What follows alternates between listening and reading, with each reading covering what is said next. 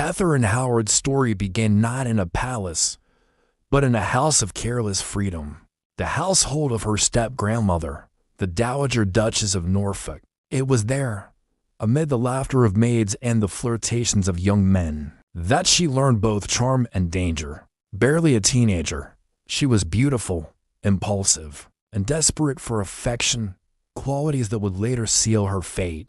Born around 1521, Katherine was a member of the powerful Howard family, cousins to Boleyn. Henry VIII's ill-fated second wife, the Howards were ambitious. Their name intertwined with both power and scandal.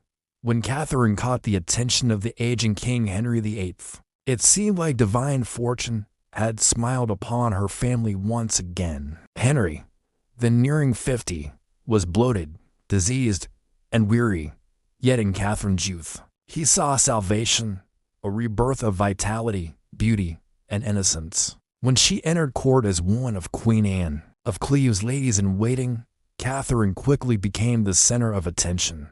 Her vivacious smile, musical voice, and graceful movement enchanted courtiers, and then the king himself. Within months, Henry's fourth marriage was annulled, and Katherine became queen. The court rejoiced. The old king had found new joy. But behind the celebrations lay whispers. Those who had known Katherine in her youth spoke quietly of her past, of men she had known before. She became queen, of flirtations that might have been more than innocent. Among these were Francis Dereham, a young man who once called her his wife before God. Their past, buried under ambition, would soon become deadly evidence. At first, life as queen was intoxicating. Henry lavished Katherine with jewels, silks, and affection. He called her his rose without thorn. Yet the same freedom that had defined her youth could not exist within the rigid walls of monarchy. The queen was watched, every movement observed, every word recorded. And while Henry adored her, his temper, once ignited, could burn through flesh and bone. Still, Katherine was young and lonely. The king's physical ailments often kept him from her, and in that void, temptation returned in the form of Thomas Culpeper, a handsome courtier close to her own age, charming and reckless. Letters passed between them, meetings arranged in secret, whether it was love or folly. It was treason all the same. By late 1541, rumors began to circulate. John Lascelles, a courtier with connections to reformist factions, reported Katherine's earlier affairs to Archbishop Thomas Cranmer. The news reached the king like a knife at first. Henry refused to believe it. His young bride, his vision of purity, accused of betrayal. But as more confessions emerged, the truth, or at least the version written by his enemies, became undeniable. In November, the queen was arrested. Her laughter that once filled the court was replaced by screams and prayers echoing through the corridors of Hampton Court. Servants were questioned, guards replaced, chambers sealed. Francis Dereham confessed to a prior relationship. Thomas Culpeper, under interrogation, admitted to secret meetings but denied adultery. It didn't matter. The law of treason was merciless, and perception was enough to condemn. Katherine was transferred to the Tower of London, the same cold fortress that had swallowed her cousin and Boleyn 6 years before. There, she faced the full weight of Henry's wrath, alone, frightened, and broken. She begged for mercy, writing that she had been foolish but never wicked. Yet mercy was not something the king was known for when betrayed by love. Eyewitnesses would later recall the young queen pacing her cell, repeating prayers, weeping, and clutching her rosary. Others claimed she asked to see the executioner's block so she could practice laying her head upon it, a detail that, though grim, carries the ring of Tudor legend. Outside, London buzzed with rumors. The people who once celebrated their radiant queen now whispered her name with pity and dread. In taverns and marketplaces, men debated whether she had truly been guilty or simply another victim of power and manipulation. But such questions meant little to a monarchy that demanded examples. On February 13, 1542, Henry's council signed the final warrant. The preparations were swift and precise. The scaffold was raised within the tower grounds, the block prepared, and a small crowd gathered, nobles, guards, clerks, all there to witness the fall of a queen barely 19 years old. That morning, Katherine was led from her chamber, dressed in black, her face pale but composed. The air was cold, and the sound of her steps on the wooden platform echoed against the tower's stone walls. Her voice trembled as she spoke, declaring her guilt in sin, but not in treason. She asked for forgiveness from God and the king, then knelt before the block. Accounts differ on her final words. Some said she proclaimed she would die a queen, but wished she had been the wife of Thomas Culpeper instead. Others recorded only quiet prayers. What remains certain is that, within moments, the executioner's sword fell, and Katherine Howard's brief, tragic reign came to an end.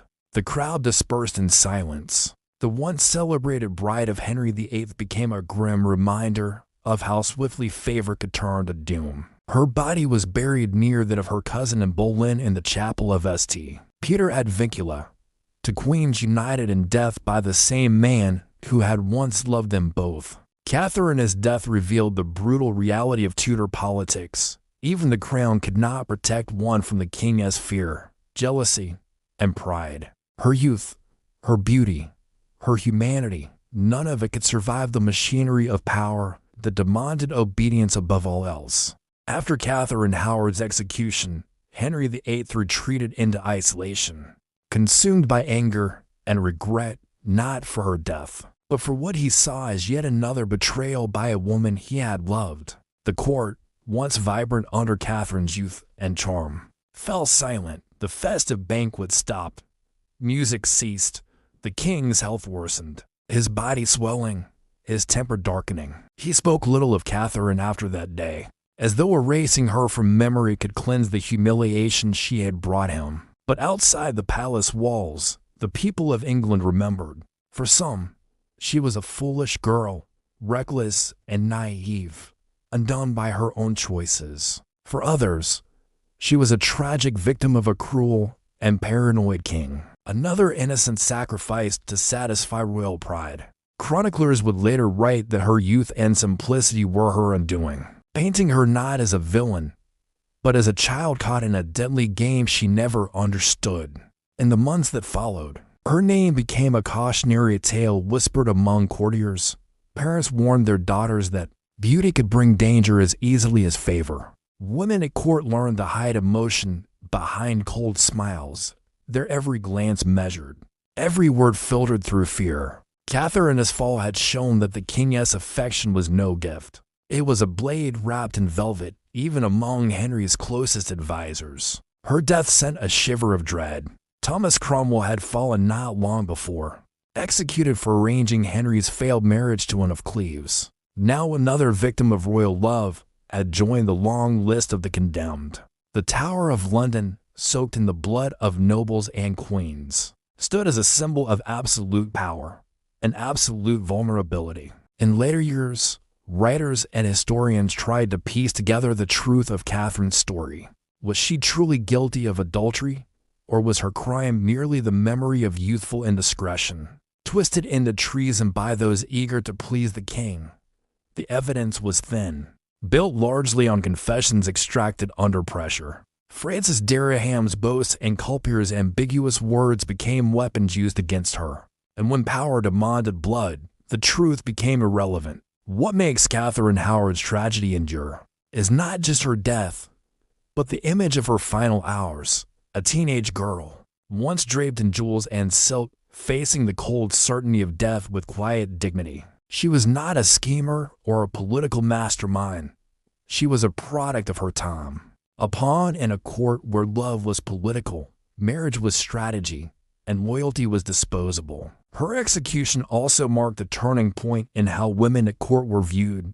After Katherine, no queen of England would ever again live without constant surveillance. When Henry later married his sixth wife, Katherine Parr, she was chosen not for passion, but for obedience and maturity, a woman who would be companion, nurse, and servant rather than bride. The reckless spark that Katherine brought to the monarchy died with her. Over the centuries, Her story has been retold in plays, novels, and films, often romanticized, sometimes vilified, but always tragic. In every version, one truth remains. Katherine Howard's brief life embodies the peril of being loved by a tyrant. She represents innocence crushed by a system, where youth and beauty were both currency and curse. Her grave still lies within the Tower of London's chapel, unmarked among those of other Tudor victims. Tour guides point to the spot, recounting how the young queen met her end with composure beyond her years. Visitors leave flowers there, not for the queen she was, but for the girl she never had a chance to become. In the end, Katherine Howard's name became part of the macabre roll call of Henry VIII's wives. To divorced, to beheaded, one died, one survived. But hers remains the most haunting, a teenage bride destroyed by the machinery of monarchy, remembered not for power or glory, but for her youth, her fear, and her final courage. Her story forces us to confront the darkest truth of Tudor rule, that behind the splendor of the crown, the music, and the ceremonies lay a world where power devoured the innocent, and where a single mistake could end in blood. And so, centuries later, her name still echoes through the tower, carried by the whispers of time. A queen who loved too freely, a girl who died too young, a warning carved in history's stone. In the court of kings, beauty is never protection.